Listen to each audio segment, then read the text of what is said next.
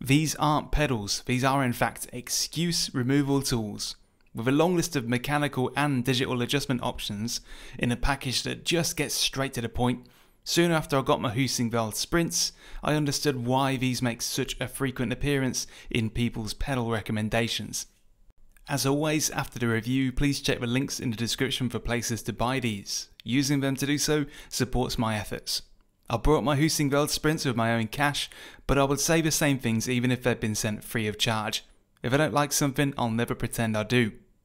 If you're a competent sim racer, then pedals like these will give you the ability to be the best you can be. If you're just learning, however, then whilst it won't hurt you to have them, they will only be as good as you are.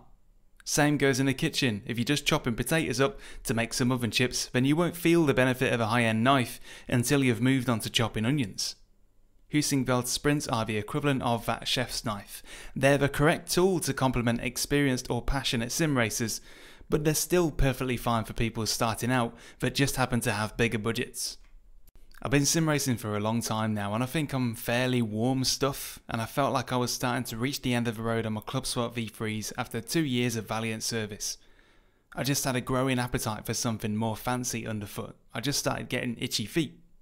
Not literally, club sports won't give you that. So what made me choose the Heusinkveld Sprints, given there's an ever-expansive choice of pedals that I could have bought in this present day? Well, it's because of their reputation, which has been well established over the length of time since they first went on sale.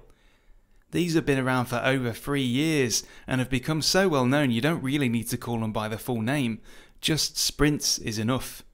I'm a customer just like any of you guys. If I see a lot of people over time say that Sprints are great pedals, at least all I have to worry about is whether I want to pay that price, not whether I'll be regretting it. They're tried and true, such is their reputation that when I announced to my sim racing league competitors that I was buying a set, one response was a flat, "No, you're not allowed." Setting hands on the box, one of the cool things about Heusinkveld is their presentation, which is great at signalling that these are tools, not toys. Function over frivolity. It all comes packaged in a cozy cardboard inset with minimal plastic or foam padding. I mean, there's no need for it. These will survive any courier, even parcel force. Stuff can feel dated real fast in the world of sim racing, but to me, these look like they could have come out yesterday. There's no expiration date on crisp, clean engineering. The full Heusinkveld Sprint set, as seen right here, cost me around £700 in total. That's for all 3 pedals with the optional base plate. The pedal set came from Digital Motorsport, the base plate from Demon Tweaks. It just happened that either shop had stock of each at the time. I'll go into what combination might suit you best later on, but whichever way you slice it, this is proper money. So where does the price tag make itself clearly evident? One such way is in mechanical adjustability. This is adjustable. This is adjustable. That's adjustable. This as well. Yep. Yep. You get the picture. There's almost nothing you can't mechanically customize with the Sprints. The more you look, the more adjustability you find. There are not many bolts on these that don't lead you to something you're able to tweak to suit your preferences. Whilst it ain't always a 2-second job to adjust things, neither is it a 2-hour job. You can do most changes in minutes. You can tell a lot about a person by the way they use a tub of butter, but you can tell a lot about a product by the way they write the manual. This thing has all the essential guidance and information on how to adjust things and what to adjust them to get the effect you're after. This document is far more helpful than you might expect. Rarely does the motto "read the flipping manual" pay off as much as here. The hardware adjustment alone is formidable, but where things get really cheeky is the software control, by way of Heusinkveld's Smart Control. Say hello to fully programmable customizable pedal curves, a sporting advantage equivalent to having heat-seeking boxing gloves. This software allows you to program your pedal behavior in a way which makes it difficult for you to miss your marks. For example, if you're always pressing the brake too hard and you find it difficult to avoid locking your wheels up, you can limit the maximum force registered to make it impossible to do so. You can adjust the throttle curve to make response much sharper in cars where this might be of benefit. Whatever you want from these pedals, you have all the tools to bend them to your will. and Heusinkveld have a healthy list of different smart control presets that you can download and apply to your sprint pedals, each with a description of what sim and car type they're intended for, along with some setup notes to help you understand the approach. There's not hundreds, so don't get too excited, but it demonstrates the attitude Heusinkveld hold. Your pedals should be able to fit you like a glove, or maybe a shoe. Personally, I don't like to make artificial modifications like limiting maximum braking force, as it feels a little bit like cheating, but that's me. There are loads of people that would appreciate this, and I've made peace with leaving that last 1% on the table, just so I can look myself in the mirror. But if you're competing at the razor's edge, this is probably not something you can afford to skip. Now, these aren't ornaments, they're sim racing equipment, so how do they actually feel to use? The best way I can describe them is clean, meaning they just feel very precise to use, very smooth and direct. Even if you're coming from competent load cell pedals like I did with my Fanatec Club Sports, these feel distinctly more grown up. There's a feeling of closer contact with what you're seeing on screen, and I found braking and throttle felt easier to modulate and more real. It's frustrating to try and describe it because it's so hard to illustrate, but I felt a stronger belief that I was driving the expensive virtual racing machinery that I'm pretending to be in. These pedals help me feel like I'm driving something mechanical, like there's weight and purpose in the soles of my shoes, something that feels like a faithful representation of a racing pedal box. Despite looking somewhat minimal and mechanical in build, they feel pretty luxurious. The throttle hits the backstop without any clacks or clangs, there's just a silent, smooth stop. The brake pedal feels very slick with plenty of travel if you need it, with the combination of solid polymers and rubber bushings giving it a great feeling of a direct 1-to-1 ratio of force through your leg and braking on screen. In terms of results, I have no doubt that the sprints have made me more consistent. Consistency is the boring word for being faster over a race distance because your accuracy is better. Being able to stick it a tenth or 2 tenths faster on average per race lap doesn't sound like anything to get excited over.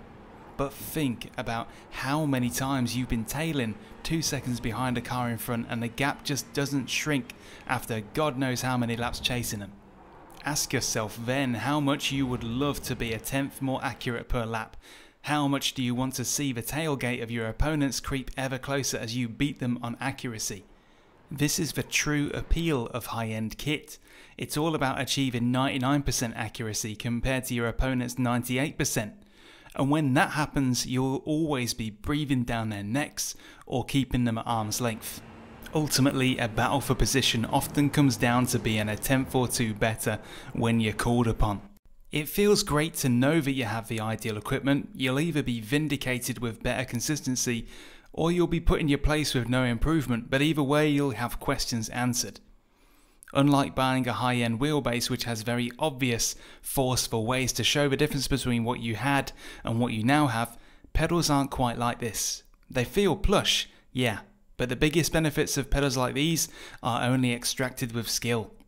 The Sprints can be bought in a few different variations. In the most minimum guise, you have the 2-pedal set consisting of just the throttle and the brake. If all you drive is Formula and GT cars and you have a hand clutch on your steering wheel, then this could be all you really need and is actually the cheapest way to get on board. If you have a sturdy pedal mount on your rig, such as what you see here on my GT Omega Prime, then you should be able to just mount them directly to your platform without the base plate, which I'm about to mention. The pedals are individual units that can be positioned in any way your pedal plate allows, and the Sprints are interconnected to each other by data cables. Then you have the 3-pedal set, that's throttle, brake and clutch. Just like the 2-pedal set, you mount them directly to your pedal plate as 3 individual units. The clutch pedal is very good, very authentic and real feeling with the adjustment of the spring force. In some scenarios you may want to consider adding the optional base plate. The base plate provides you with the possibility to have a raised heel plate, which raises it up relative to the pedals themselves and makes things more comfortable for you if you have smaller feet. The base plate itself also provides a larger mounting footprint for your pedals, which can help limit flex if you're using Sprints on weaker pedal plates by spreading out the mounting points and therefore spreading out the stress. Of course, having a strong cockpit is really important for high-end pedals, so look into it sooner rather than later if you've got your eye on these. The rig you see here is my GT Omega Prime and it's rock solid thanks to the new version pedal plate. On the old version of the pedal plate, which was not as strong, the base plate limited flex. You can see it happening here, but it would be far worse without that base plate, so it's useful for giving weaker platforms a helping hand. Of course, the final reason you might want a base plate is purely for aesthetics. It does make the Sprints look a bit smarter having the base plate there, I'll give it that. The Team Redline Sprints are just for Sprints, but with Team Redline styling, with a darker framework, cheeky red springs and Team Redline branding. Functionally they are exactly the same as the regular Sprints, so the extra cost is for those that prefer the more aggressive cosmetics. In any scenario, and I'm mentioning it just because, Sprints will not work on a floor or carpet, they 100% need mounting to something. And I do mean something solid. Choosing Sprints over the numerous other pedals out there was an easy choice for me. There are numerous good quality equivalent pedals available for not too far off a price, and many of them look interesting with a different take on aesthetics. But if you buy Heusinkveld, then you know you'll never criticise yourself for making that choice. In the end, it's just going to come down to what you like the look of, what you can afford, and what you hear others say about them. But if you set your sights on Sprints, then I can at least now say from experience that you won't go far wrong. I love mine and I'm pretty certain you'll love yours. That's it for now. Please leave a like and subscribe if you found this useful, and check out my other stuff too.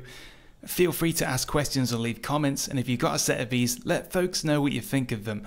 It's always handy to read your opinions.